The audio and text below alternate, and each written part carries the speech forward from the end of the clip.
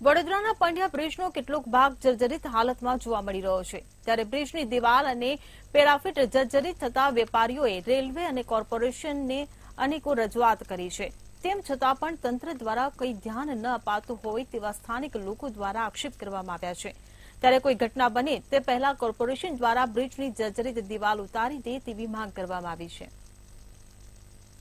વડોદરા શહેરમાં આવેલ જે પંડ્યા બ્રિજ છે, પંડ્યા બ્રિજ પરથી હજારોની સંખ્યામાં લોકોની અવરજવર થતી હોય છે, ભારદારી વાહનોની અવરજવર થતી હોય છે, પરંતુ ખાસ કરીને વડોદરા કોર્પોરેશન પ્રી મોન્સૂનની ભાગરૂપે જે કહેવાય છે કે ગરીબ અને મધ્યમ વર્ગના લોકોને જ્યારે નિર્ભયતાની નોટિસ પાઠવવામાં આવતી હોય, એમના પાણી કનેક્શન, ડ્રેનેજ કનેક્શન કાપવામાં આવતા હોય તો ખાસ કરીને વડોદરા કોર્પોરેશનના અધિકારીઓ, વડોદરા શહેરના નેતાઓ આ તમામને આ જે પંડ્યા બ્રિજની રેલિંગ કેમ નથી દેખાતી એ સમજાતું નથી। જો આ રેલિંગ પડવાથી કોઈનું મૃત્યુ થશે અથવા તો કોઈની જાનહાનિ થશે તો તેનો કેટલી વખત અમે રજૂઆત બી કરેલી છે। અમારા એક ડૉક્ટર સાહેબ હતા તો અરજીઓ લખીને થાકી ગયા મરી ગયા અને કોઈ સાંભળવા તૈયાર નથી। ક્યારે કોઈ જોખમ થાય, કોઈ મરી જાય, ઈજા થાય, કોઈ નક્કી નહીં। વાયરિંગો બધી આડેધડ કરેલી છે, કંઈ કોની દુકાનમાં શોર્ટ સર્કિટ થશે એ કોઈને ખબર જ ના પડે। પછી આવે ત્યારે કે